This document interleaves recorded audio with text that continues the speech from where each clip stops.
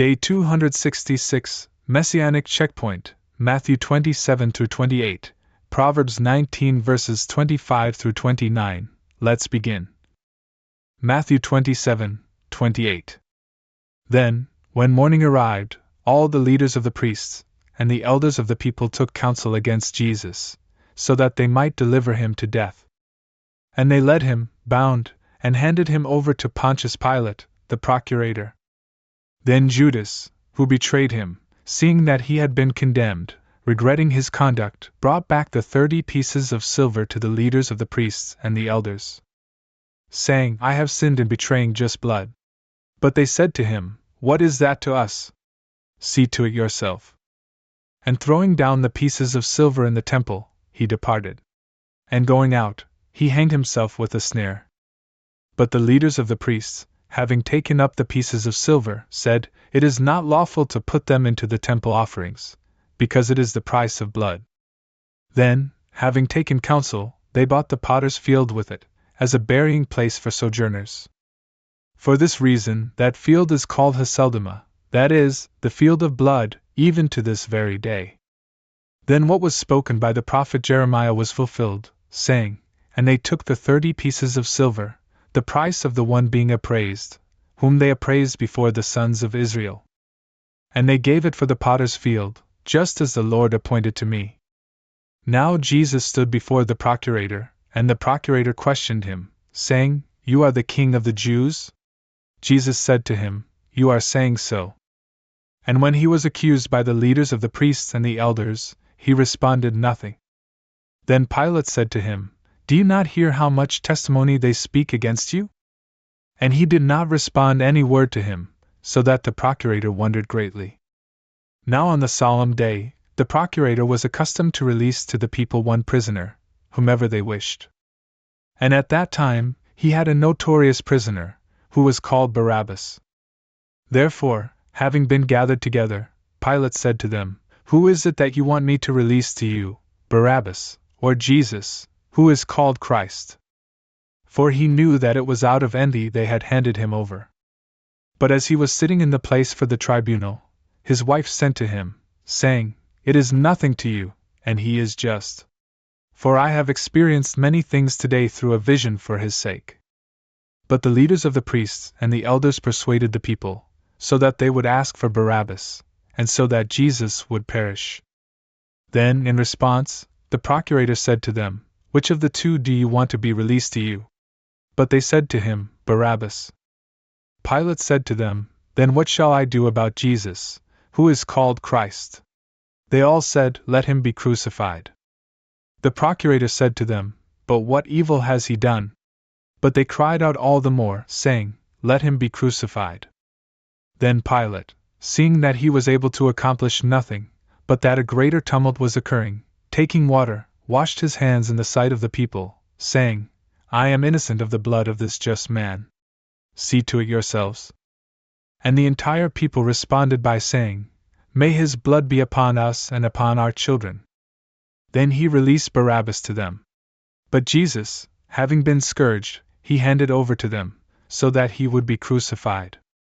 Then the soldiers of the procurator, taking Jesus up to the praetorium, gathered the entire cohort around him. And stripping him, they put a scarlet cloak around him. And plaiting a crown of thorns, they placed it on his head, with a reed in his right hand. And genuflecting before him, they mocked him, saying, "Hail, King of the Jews!" And spitting on him, they took the reed and struck his head. And after they had mocked him, they stripped him of the cloak, and clothed him with his own garments, and they led him away to crucify him. But as they were going out, they came upon a man of Cyrene, named Simon, whom they compelled to take up his cross. And they arrived at the place which is called Golgotha, which is the place of Calvary. And they gave him wine to drink, mixed with gall. And when he had tasted it, he refused to drink it. Then, after they had crucified him, they divided his garments, casting lots, in order to fulfill what was spoken by the prophet, saying, "They divided my garments among them, and over my vestment they cast lots." And sitting down, they observed him. And they set his accusation above his head, written as, "This is Jesus, King of the Jews." Then 2 robbers were crucified with him, one on the right and one on the left. But those passing by blasphemed him, shaking their heads, and saying, "Ah, so you would destroy the temple of God and in 3 days rebuild it? Save your own self. If you are the Son of God, descend from the cross." And similarly, the leaders of the priests, with the scribes and the elders, mocking him, said, "He saved others, he cannot save himself. If he is the King of Israel, let him descend now from the cross, and we will believe in him. He trusted in God, so now let God free him, if he wills him. For he said, 'I am the Son of God.'" Then the robbers who were crucified with him also reproached him with the very same thing. Now from the 6th hour, there was darkness over the entire earth, even until the 9th hour. And about the 9th hour, Jesus cried out with a loud voice, saying, "Eli, Eli, lama sabachthani?" That is, my God, why have you forsaken me?" Then certain ones who were standing and listening there said, "This man calls upon Elijah." And one of them, running quickly, took a sponge and filled it with vinegar, and he set it on a reed and he gave it to him to drink. Yet truly, the others said, "Wait. Let us see whether Elijah will come to free him." Then Jesus, crying out again with a loud voice, gave up his life. And behold, the veil of the temple was torn into 2 parts, from top to bottom.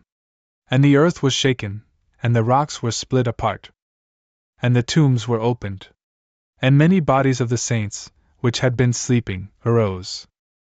And going out from the tombs, after his resurrection, they went into the holy city, and they appeared to many.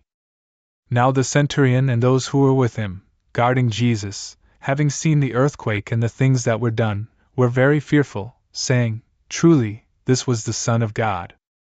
And in that place, there were many women, at a distance, who had followed Jesus from Galilee, ministering to him. Among these were Mary Magdalene and Mary the mother of James and Joseph, and the mother of the sons of Zebedee. Then, when evening had arrived, a certain wealthy man from Arimathea, named Joseph, arrived, who himself was also a disciple of Jesus. This man approached Pilate and asked for the body of Jesus. Then Pilate ordered the body to be released. And Joseph, taking the body, wrapped it in a clean, finely woven linen cloth. And he placed it in his own new tomb, which he had hewn out of a rock. And he rolled a great stone to the door of the tomb, and he went away. Now Mary Magdalene and the other Mary were there, sitting opposite the sepulchre.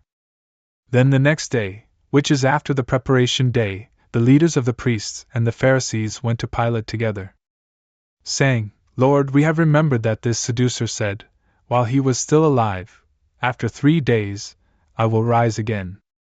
Therefore, order the sepulchre to be guarded until the 3rd day, lest perhaps his disciples may come and steal him, and say to the people, 'He has risen from the dead.' And this last error would be worse than the first." Pilate said to them, "You have a guard. Go, guard it as you know how." Then, going out, they secured the sepulchre with guards, sealing the stone.